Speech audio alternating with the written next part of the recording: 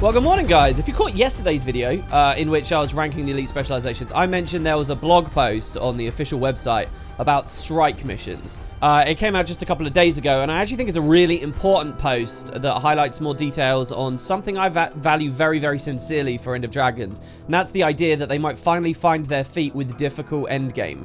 What they've confirmed to us before this post is that strike missions, which were originally introduced in the Icebrood Saga, are coming forward into End of Dragons, and that after launch, they'll add challenge mode strikes that are supposed to be really difficult, 10-man, progression-based stuff, which we haven't seen in Guild Wars properly for years and years and years. We have had some wings in the Path of Fire era, but really the last serious wing, I would say, was the Underworld. After that, they kind of tuned them to a fairly low bar, and I think that whole community's been very estranged and disappointed.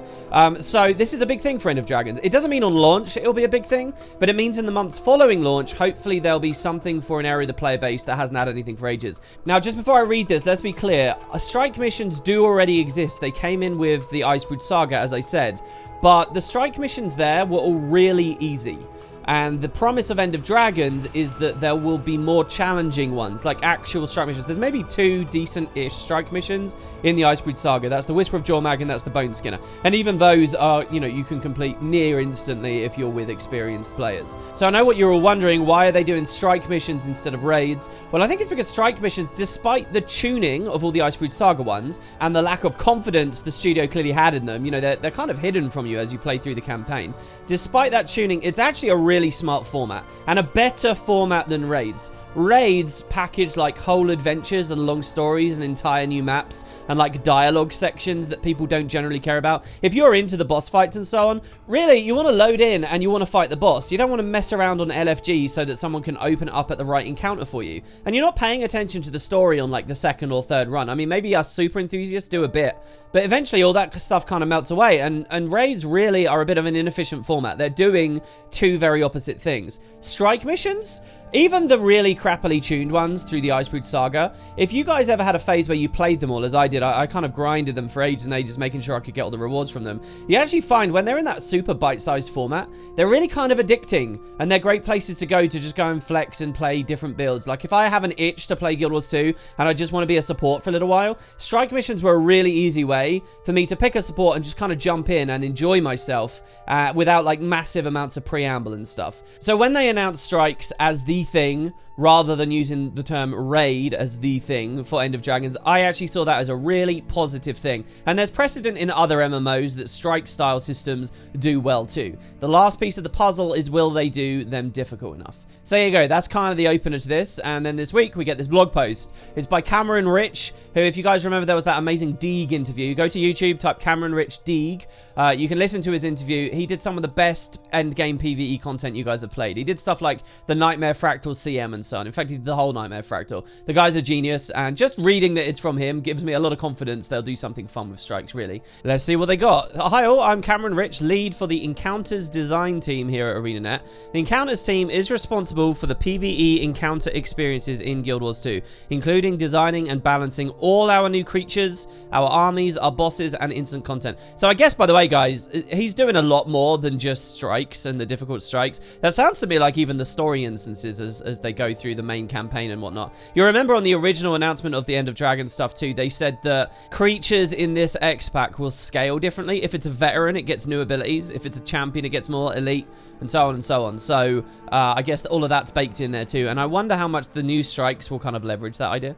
Maybe in the story, the boss is a champion, but when you go back for the strike CM, it's legendary and therefore has new abilities and so on. They say Guild Wars 2 End of Dragons is on the horizon, bringing with it a series of, it's weird to hear them say on the horizon already, with it a series of new strike missions that aim to provide accessible, challenging combat experiences for players to chew on, i.e. progression, i.e. play it for a while, i.e. aspire to finally beat this thing that pushes back a lot.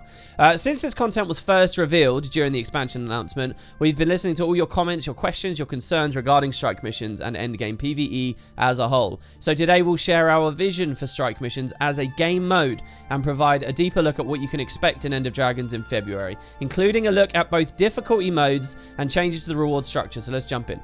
So they say accessible endgame. Players looking for endgame instance PvE will find a wide range of challenges to test their skills in the Fractals and the Mists, the strike missions, and in raids. So let me pause it there straight away. They do mention actual raids a couple of times here.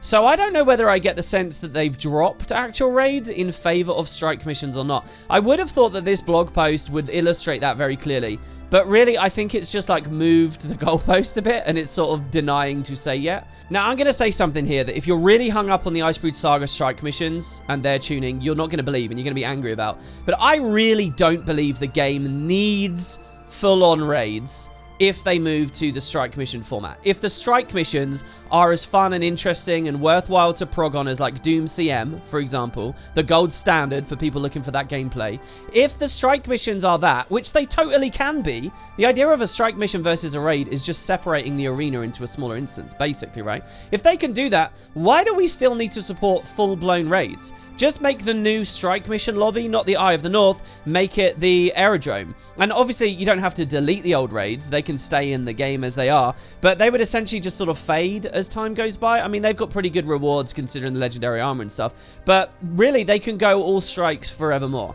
I guess they're just scared of saying we're closing down raids because it's a very tenuous kind of time right now where people don't trust they'll do the new strike missions well enough, and an announcement like that might come way down the line. Or I'm wrong, and they actually have a super secret plan for a 2022 raid. We just don't know it yet.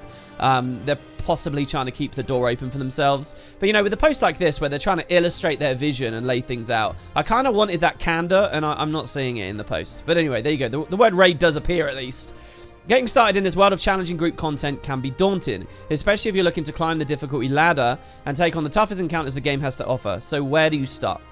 So yeah, they open the blog post here, speaking directly to people who I think listen to my video right now might be a bit bored. There's probably a good chunk of you guys listening who are thinking this content isn't for me, this is boring, this is never going to matter. But what you have to understand that they're trying to do with the difficulty modes, where there's like the story version of the strike mission and then a CM later, is they're trying to like transition people who are vaguely interested into actually being able to do it.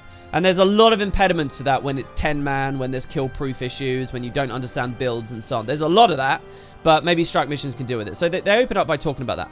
They say normal difficulty strike missions are intended as an entry point into the world of 10-player content.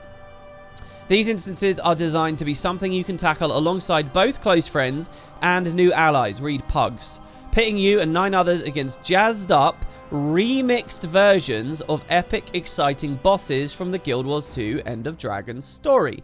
Now that immediately resonates with me as someone who's learning a lot more about an alternate MMO right now. An MMO which does exactly this. I think this could be really good. And we don't have to look outside of Guild Wars. Just imagine this, guys. Zaitan on the Glory of Tyria is pretty boring in story mode, right? What if there was a 10-man return to that, where there were a bunch of new mechanics and it was extra fun and new things to see and do? Well, that would be brilliant, wouldn't there? What if Morgemoth had an equivalent? What if the Balthazar fight had an equivalent? What if Kraukatorek had an equivalent? What if Dragonstorm had an equivalent? These are all great ideas, but Guild Wars has never done them until now. Whatever that final boss of End of Dragons is, it's going to be a strike mission. And that really, really fills me with a lot of hope. But this is just the normal mode. This gives every player, even if you're very unconfident with the game, running around on your Mechanist, right? Every player the opportunity to experience these encounters as key story moments, while enabling each strike mission to hold greater importance in the overall narrative.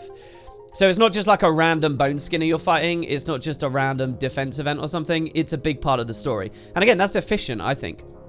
These encounters will introduce you to the mechanics you'll need to learn and master in order to continue your journey in an environment that doesn't demand perfection, but still pushes you to learn and grow your combat capabilities. So it'll teach you like all the standard mechanics that you might not know about. And they say here, by the time you've completed each strike in the main story, you'll be familiar with encounter terms like fixates, stack and spread, kiting, and more. Our goal is that once you've got a firm grasp on the fundamentals, you should feel confident tackling the next steps on the difficulty ladder, including a much requested addition to Strikes. That's Strikes 2.0 with challenge mode. I like that they say Strikes 2.0 there.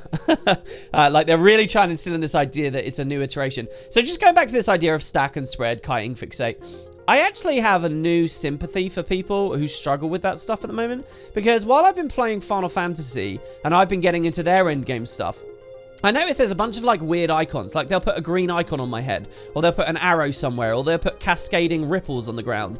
And I don't actually know what that means. I don't know what, like, the rules are. I don't know what, like, are standard things that end up coming back over and over and over again. And it's really confusing, and it really causes me to struggle in that game, learning it as I start out. And you know what that made me realize? Guild Wars has the same thing. If you're a new player, you're not necessarily going to know what the fixate icon looks like, right? You're not necessarily going to know when they want you to stack up with other people. I mean, the telegraphs tend to try to be as obvious as possible. You're not necessarily going to know how to deal with, like, ripple tidal wave things, like we're first introduced it to Quat and so on. There are actually a lot of these, like, basic rules that can look just completely arcane and arbitrary to a degree. And playing Guild Wars through the patches as I have, I'd become completely blind to that. So I like that ArenaNet aren't blind to that, and the End of Dragon stuff will teach you naturally. It's not like I need to make a YouTube beginner guide video for you, although that's probably a good idea. It's not that I have to do that. The actual strikes, as you play through the story, will teach you it in kind of an easier, more breezy way, because they don't demand perfection. So I like everything I'm hearing here. Next, they say, you heard it right. On the End of Dragon's first look live stream, challenge mode difficulty is coming to End of Dragon Strikes. Challenge mode takes the normal difficulty ones and further expounds on their mechanics, remixing them further to create even greater challenges while introducing new surprises that keep players on their toes. Each challenge mode strike is designed with a specific level of challenge in mind, creating a clear difficulty ramp that will push you forwards and continually test your coordination and mastery over the combat system. You need to work with your allies to form and execute a plan of action and be quick to react to overcome these toughened up encounters. More succinctly, these encounters will feel like proper raid bosses. Okay, so just to pause here, maybe you guys can fill me in the comments here. I'm not sure how to interpret this. Are they saying, when they say each challenge mode strike mission is designed with a specific level in mind, are they saying that one of the strikes is always going to be pretty easy? Even the challenge mode version of it isn't going to be that challenging. But then another one of the strikes, the challenge mode is going to be medium challenging. And then there's going to be some that are assigned to being really hard. Is that what they're saying? In that case, there's still only ever going to be 2 tiers of challenge for any individual instance, and some of them will be relegated to just always being like kind of snooze fests, I suppose, but then specific fights will be really, really tough ones. I don't know how I feel about that just on the surface, so if you guys want to drop comments on that idea, let me know, because I can tell that there might be a boss I really love, and I really want to get something super meaty out of, but it's been assigned like the easiest strike, so I won't. It's either that or I'm completely misinterpreting what they're saying here. Right, so these encounters will all, though, feel like proper raid bosses. To ensure these fights live up to the challenge mode name, we set out from the beginning to design each encounter top down. Starting with an outline of how challenge mode would play out, we begin by detailing unique mechanics, estimated time to kill and damage thresholds to meet in order to succeed. I don't know how they're doing that while the new elite specs are still in wild beta. I hope they're talking to the balance team very closely here. Though I suppose the CMs aren't coming out till after launch, so they'll be calibrating right up to them anyway. Once we had a firm grasp on the challenge mode experience, we dialed the difficulty for normal and story mode through designing by subtraction. We pared down the most difficult aspects of the encounter and focused on the skills and abilities we want the players to learn and master to grow their capabilities. Through this method, more players can engage with the content we build at a difficulty level they feel is comfortable. So it's kind of like how they do fractals. You know, a fractal comes in 4 tiers, and they have like the complete picture is the final tier, and then they just remove mechanics. And it's the same thing here. I find it really curious that they say normal and story mode there. Are they just trying to describe the same thing in 2 ways there, or are they suggesting there are 3 tiers? Is it challenge mode, normal mode, and story mode? I mean, I'm really disappointed they don't talk more about story mode in this post, because what does that mean? Is story mode actually forced on you in the main campaign? As in, there are actually going to be moments where you're going to matchmake with 9 people to complete the base campaign. I almost can't imagine ArenaNet doing that. They were so scared to put in, say, the dungeons in the main story, even though it would have helped the story so much. So is story mode like a solo version of it that you play the first time? Then you've got like the normal modes you can go back to for funsies and then challenge after that? My guess is that's just 2 ways of describing the same thing, but I don't know. Through this method, more players can engage with the content we build at a difficulty level they feel is comfortable. This is how we approach design for challenge mode, fractals, and raids, so if you're familiar with that content, consider them a good reference point. CMs will be enabled in the weeks after launch, allowing you time to enjoy the story and the world at your own pace, get familiarized with normal mode strikes, perfect your builds, especially with the 9 new elite specs. The team is eagerly looking forward to watching the player base tackle these challenges. We'll give more precise details on when you can expect challenge modes to release as we get closer to launch day. And I guess they'll treat it like most MMOs do, they'll just slowly trickle out, right? This could be so good, guys. Guild Wars might go back to a place where it was when the Forsaken Thicket was coming out, where you could actually expect some kind of new difficult endgame on a regular basis, right? Which is like one of the key things the community needs to sustain itself, you know, when no one even knows if something else is coming and what you just got was really weak and easy. Of course, people are going to leave the game and you're not going to get the reputation you want. So, they also say standardizing shinies. When we first introduced strike missions in the Icebreed Saga, we took the opportunity to try a new reward system with a weekly chest, and we attempted to create a week-to-week cycle to encourage players to return to strike missions on a regular basis. However, the system missed the intended mark. It was using too many currencies, causing confusion with how to deal with them. So, we're returning to the basics that our raid players will find familiar. Strike missions in End of Dragons award a single currency, and any strike mission you complete will reward currency to spend on that strike-specific rewards, including any drops you might get lucky with. You won't be beholden to the fickle fate of random number generation to get you in. It kind of aggravates me that they say, oh, Raider players will be familiar with this. Guild Wars does this all over the place. Guild Wars was doing this in dungeons. This is just something the game is good at. It's never been like a raid specific thing. But it is a brilliant system. I don't know why they ever tried to do something different with the Eye of the North strikes. I mean, I certainly never liked it either, and I found it confusing. Now, brilliantly here they say, additionally, we'll be consolidating the strike mission currencies from the Icebreed Saga into one currency, no weekly cycle. You'll be able to trade in your End of Dragon strike mission currencies for the Icebreed Saga ones, so you can easily go back for older rewards you might have missed while playing the latest and greatest challenges. So they're standardizing it and they're cleaning it up, which I'm really happy with, because, you know, one of the biggest criticisms and issues for new players is all the currencies that you can see. And it doesn't help that we had a bunch of crystals and a weird chest that had the little moats over it for doing the unique content, blah, blah, blah. I really think this is one of those weird situations where they tried to reinvent the wheel, and there was really no reason to mess with the wheel. They'd figured out the reward schemes already. And I'm happy to hear that the new strikes are going to be doing exactly that. What they don't say is what kind of unique rewards and incentives we'll have for it. You know, when we went into Heart of Thorns, and raids was the big new thing, they did obviously have legendary armor that they were dangling to us as a carrot. It wasn't in yet, but we kind of knew. There isn't any such thing in Guild Wars at the moment, and it's very difficult to find great rewards in the game at this point, especially with the gem store balance. So I would have liked a little section like that on the post. Maybe the studio hasn't thought about it just yet. Who knows? So that's it. A little bit more on strikes, and what this blog post really reads to me, rather than having lots of tangible details, just that they really do mean it. When they say they're going with strikes, when they're going with raid-like experiences, when they're trying to challenge people, they're trying to cater to a certain audience, they do care and they do want to do it, and this blog post is once again reaffirming that. I'm sure that it's very late in the day for a lot of people who, you know, really tried through the various versions of this over the game's history, but I love that the devs still have like that adrenaline for it and that get up and go for it, and hopefully they'll do something brilliant. So we just have to wait now until after End of Dragons to see how well it comes out. That's it, guys. Let me know what you think. If I missed anything in this blog post that you thought was really profound or interesting, and if you missed it, yesterday I ranked all the elite specializations. You guys loved that video, so listen, I will do it. I'll do the Heart of Thorns ones, I'll do the POF ones. We will look at that, okay? Should be fun. And yeah, just keep an eye out on WoodenPotatoes 2. I've got billions of streams going on. I've got the Final Fantasy project. I'm still looking for really good new player questions. This video, shooting this just now, made me think I should do a currency episode, so maybe keep an eye out for that. It was really, really, really fun and amazing to see the big response to the tier list yesterday, guys, honestly. So thanks, and I'll be watching closely. It's been a real blast reading what you have to say. See you next time, guys.